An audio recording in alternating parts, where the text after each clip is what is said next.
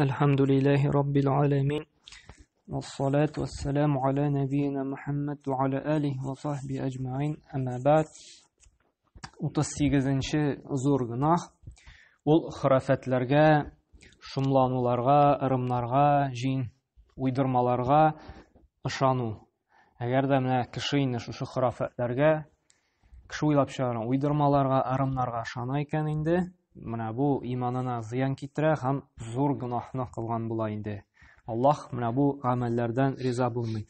Безнең тирә-ягыбызга карасак, безнең халыкта да инде төрле храфатлар, төрле ырымнар, шомланулар, уйдырмалар бик киң таралган инде.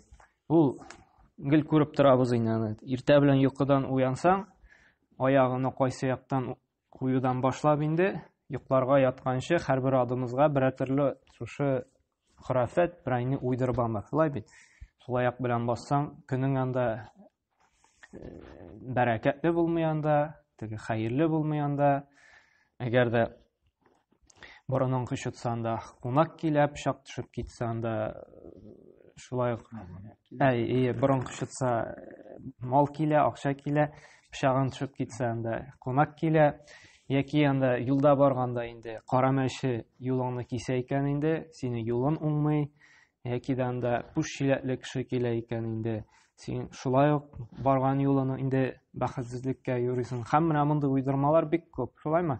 Кеше ышана торган инде. Анда атдагалар тыгып кую инде ишек өстенә, атдагасы булса, ул бәхет китерә инде. Һәм менә мондый храфатлар аны санап бетергесез бик күп. Бик күп. Һәм аны инде дөресен әйткәндә бик белеп тә бетереп булмый. Әмма ләкин халыкта менә моның белән инде яшәгән кеше инде, алар аны тагын да яхшырак белә безгә караганда инде. Әмма ләкин мусульман кешесе менә мондый храфатларга тегеләй булса булай була, моны күрсәң шулай була дип инде. Анда бусагаша күрешергә ярамый дип таралган бит инде, шулай дошманлашасың анда. Яки анда киш белән идән себергә ярамый, тырнак кисергә ярамый, акчаны кулга бирергә ярамый, идәнгә бирергә кирәк дип. Менә бу бөтенесе уйдырмалар, кеше уйлап чыгарган храфатлар. Диндә моның берни асылы юк. Һәм Аллаһка иман китергән кеше, Аллаһка ышанган кеше, ул белә, бөтен нәрсәдә Аллаһның тәкъдире белән. Шулай бит. Мәчедән дә тормый, буш чиләктән дә тормый, акчаның көндез бирүенә киш бирүеннән тормый, идәнне кичтерәсенә көндез себерәсенә, себеркедән дә тормый. Аллаһ Тәгалә язган икән, ул һичшиксез була. Шушы берәр эш буласы була икән, берәр нәрсә язмаган икән, нәрсә генә эшлә инде, борыныңны кашыйсың анда, инде себерке белән себерәсең, ул булмый инде. Шуңа күрә кеше, мусульман кешесе менә монда уйдырмаларга ышанырга тиеш түгел инде. Ул һәр вакытта да ни генә эш башламасын, Аллаһка тәвәккәлләп, Аллаһтан сорап эшләргә тиеш инде.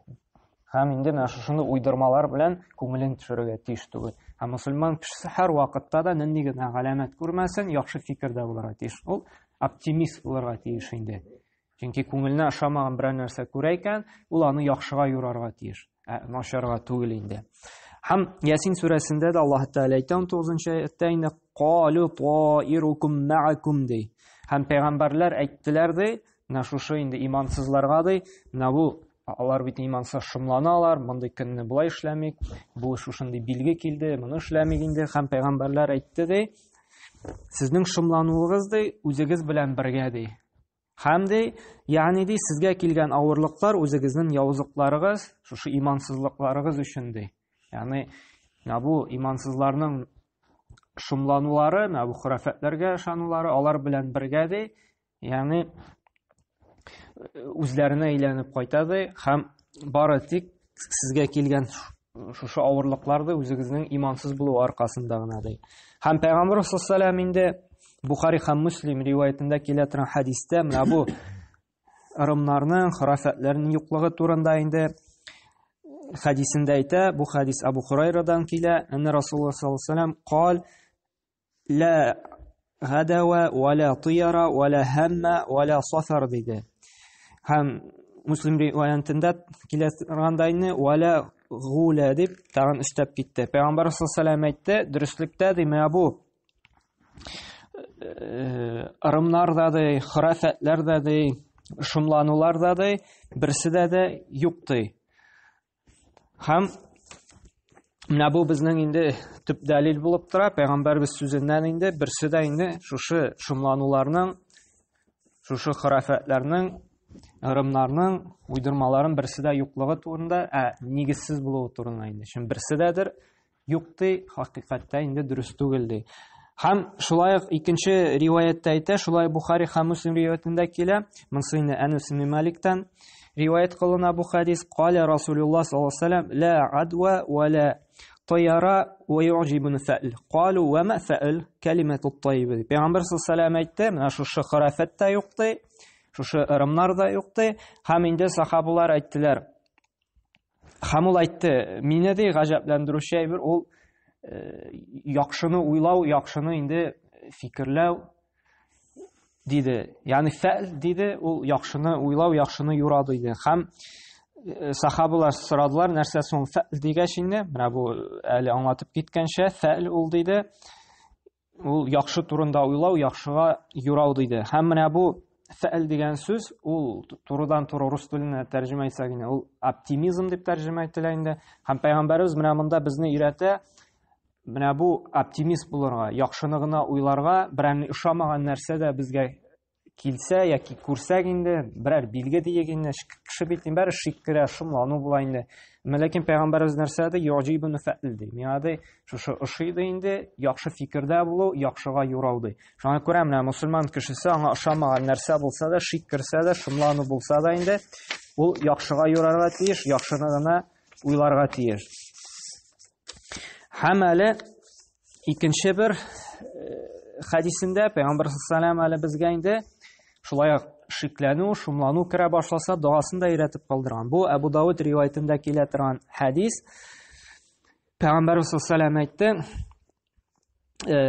"Ан Уқбата ибн Амир قال ذكرت طيرة عند رسول الله صلى الله عليه وسلم فقال أحسنها فأل ولا ترد مسلما فإذا رأى أحدهم ما يكرهه فليقول اللهم لا يأتي بالحسنات إلا أنت ولا يدفع السيئات إلا أنت ولا حول ولا قوة إلا بالله." Peygamber sallallahu aleyhi ve sellem sahabeler bulganda inде ди, шушы хurafatlar турында, шомланулар турында сорадылар ди. Һәм Пәйгамбәрбез әйтте ди, аның иң яхшысы ди шушы фә'л ди. Ягъни яхшы турында уйлау, яхшыга юрау, ягъни оптимист булу ди инде. Һәм ди менә бу шомлану ди, шикләнү ди инде, менә бу хuraфат ди, мусульманның ди эшли торган эшеннән туктатырга тиеш түгел ди. Мәсәлән, булырга мөмкин бит инде, машина белән бер якка чыгып киттең дә, күпчәген тишелде яки чыкырга төштең, һәм шиккерга, бу юлым минем, бу сәфәрем минем бәлки хәерсездер ди, Аллаһ Тәгалә туктатып калдырадыр ди.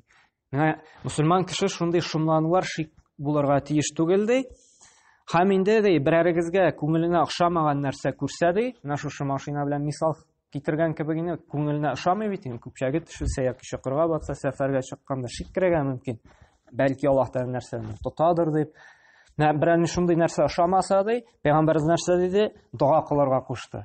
Әгәр берәр шомлану, шиккер икән, ничек ди? Аллаһумма ла яти бил хасанати илля анти ва ла ядфау сайyiату илля ант ва ла хаула ва ла куввата илля бикти.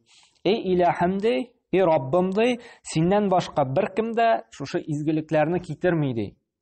Һәм синнән башка беркем дә явызлыкларны ди җибәрми ди. Беркем дә бер хәлдән икенче хәлгә алыштырырга көч-куәте юк ди. Бөтен көч-куәт бары тик синдә генә ди. Менә без шулай итеп инде дуа кылырга тиешбез. Әгәр дә инде берәр нәрсә ошамый икән безгә, берәр шом яки шиккер икән инде, шулай бит булырга мөмкин бит. Иманы заифлерәк кеше берәр юлга барганда карамаш үтеп китте икән, иманлы заифлег аркасында туктап калырга мөмкин анда, яки бүтән кеше чыксынар дип көтеп торырга мөмкин. Бәрбер нәни тынычсызлану булырга мөмкин инде. Иманы заифлег аркасында, Аллаһ белән бәйләнеше заиф булу аркасында инде шундый фикер керергә тиеш. Һәм инде менә шушы дуаны кылырга тиеш инде, әгәр дә шундый шикләнү керсә инде. Чөнки эй Раббым, синнән башка беркем дә изгелекләрне җибәрми, һәм синнән башка беркем дә явызлыкларны җибәрми дип инде, беркем дә инде бер хәлдән икенче хәлгә алмаштыра көч-куәте юк, бары тик син генә инде шушы көч-куәткә иясен дип шушы дуаны кылырга тиеш инде. Һәм икенче хәдисендә инде зур гынаһ икәнен ассызыклый торган, дәлилли торган хәдис. Без бит инде әйттек, зур гынаһларга керә дидек. Шулаймы? Шушы хuraфатлар, шомланулар. Менә моңа инде төп дәлил булып тора. Бу безнең Абу Дауд җыентында килә торган хәдис. Пәйгамбәрбез әйтте: "Ат-тиярату ширкти, ат-тиярату ширкти, ва минна илля валакинналлаһ юзһибху бит-таваккул" диде. Шушыдай шомланудай, хuraфаттай, ул ди Аллаһка тиңдәшлек кылу, ягъни ширк диде. Ягъни Аллаһ белән бер дәрәҗәгә кую була. Чөнки син инде үз тормышыңны тапшырган буласың, нидер кара мәчегә, анда чиләккә, себеркегә, шулаймы? Син бит инде юлыңның хәерле, бәрәкәтле, имин булуы Аллаһ Тәгаләдән тора. Мәчедән дә тормый, бу чиләктән дә тормый, шулаймы? Яки синең анда акча булу, булмау Аллаһ Тәгаләдән тора. Син себерке белән себерүеңнән яки киш белән тырнак кисүеннән тормый. Һәм син шушы вак нәрсәләрне Аллаһ белән тиң куйган буласың. Пәйгамбәр нәрсә диде? Шушы шомланулар, бите ырым хuraфатлар, ул ширк яки Аллаһка тиңдәшлек кылу ди. Һәм инде Ибн Мас'уд радиллаһу анһу дәвам итеп әйтте, безнең арада шомланмаган кеше юк ди. Ну шундый шик кергән инде, әзрәк кенә инде куркучан кеше юк иде. Әмма ләкин ди Аллаһ Тәгалә үзенә тәвәккәл кылган ди мусульманнарны ди, иманлы бәндәләрне ди, шушы шомлануны җибәрә ди. Арындыра ди. Әгәр дә кешегә шундый шомлану, шик керә икән, әгәр дә Бисмиллахи тәвәккәлту аля Аллаһ ва ла хаула ва ла куввата илля биллаһ дип әйтә икән, и Раббым, сиңа гына тәвәккәл кылам, һәм синнән башка көч-куәткә ия булган берни зат юк дип әйтә икән ди. Һәм Аллаһка тәвәккәл кылып эшен эшли икән ди, Аллаһ та монда шомланулардан арындыра ди. Шуңа күрә менә бу өйрәтә Аллаһка күбрәк бәйләнергә, Аллаһка тәвәккәл кылырга инде. Нинди генә эш эшләсәк, юлга чыксакмы анда, сәфәргә чыксакмы, без Аллаһка тәвәккәл итеп, Аллаһтан сорап чыгарга тиешбез инде. Шул вакытта Аллаһ Тәгалә мондый шомланулардан, мондый шикләрдән безне арындырачак инде. Һәм шулай ук Пәйгамбәр саллаллаху әгәр дә кеше шушы шомлануга дучар булды икән, аннан арыну өчен, кәффарат кылыр өчен шулай ук тагын бер дуасын өйрәтте. Пәйгамбәр саллаллаху әйтте, Ибн Умардан килә торган хәдистә: "Мен радаттуху тияра ан хаҗатихи фақад ашрака". Калу: "Ва ма каффарatu залик?" Кала: "Ан тaqulu Аллаһумма ла хайра илля хайрук, ва ла тияра илля тайрук, ва ла илаһа гайрук". Пәйгамбәрбез әйтте, әгәр берәр кешене ди хаҗатын ди эшеннән ди шумлану туктатса ди, менә шушы хuraфат, берәр ырым-шырым эшеннән туктатып кала икән ди, тахкыйк ди, ул ди Аллаһ Тәгаләгә ди ширк кылды ди, тиңдәшлек кылган булды ди. Әгәр дә безнең эшебездән шушындый берәрне юрау, уйдырма, шушы хuraфат, ырым-шырым туктатып калды икән берәрне эшне эшләмәүдән инде, шулаймы? Бу атта инде ширк яки тиңдәшлек кылган буласыз ди. Һәм сахабалар сорадылар: "Эй Расулуллаһ, ди, аның кәффараты нәрсә соң?" Ну, ничек итеп теге гафу ителеп, Аллаһ Тәгалә ничек итеп безне гафу итер икән, нәрсә эшли алабыз, шуны гафу итсен өчен ди. Пәйгамбәрбез нәрсә диде? Сез ди дуа кылыгыз ди. Ничек итеп? Аллаһумма ла хайра илля хайрук, ва ла тияра илля тайрук, ва ла илаһа гайрук ди. Эй Раббым Аллаһ ди, бер изгелек тә юк, фақат синең изгелегең генә бар. Бернинди начарлык булмый, фақат синең тәкъдирдә язган нәрсә генә булачак. Һәм синнән башка бернинди гыйбадәткә лаек илаһ юк дип әйтү ди, аның кәфараты булыр дип әйтте. Әгәр дә инде менә без шушы дуаларны ятлап инде, өйрәнеп, шушындый хuraфатларга ялгышкан булсак инде, шушы дуаларны укып Аллаһтан гафу сорарга тиешбез инде. Һәм тагын бер инде кабатлап китәм, мусульманның тормышы, аның инде хаяты диек инде, һәр вакытта Аллаһ белән бәйле булырга тиеш. Кешенең, мусульманның диек, иманлы бәндәнең Аллаһ Тәгалә белән бәйләнеше көчле булган саен, ул нинди генә проблеманы булмасын, нинди генә тормышның авырлыгы килмәсен, ул аны җиңеп чыгачак, һәм ул күбрәк уңышка ирешәчәк, бу дөньяда, ахирәттә дә. Мондый Аллаһ белән бәйләнмәгән, шушындый юк-барлы ырым-шырымнарга бәйләнгән кешегә караганда. Һәм безнең төп максатыбыз да шул, гыйбадәт кылу. Шулаймы? Гыйбадәт кылу. Чөнки Пәйгамбер Аллаһ Тәгалә әйтте: "Ва ма халактул җинна вал инса илля лиябудун", ди. Мин кешеләрне һәм җиннәрне бары тик миңа гына гыйбадәт кылыр өчен яраттым ди. Гыйбадәтнең бер төре ул Аллаһка тәвәккәллек, калбыбызның Аллаһ белән бәйле булу. Аллаһтан курку, Аллаһтан өмет итү. Бөтенесе шушы гыйбадәтнең инде төре. Шуңа күрә менә без тормышыбызны Аллаһ белән бәйләргә тиешбез.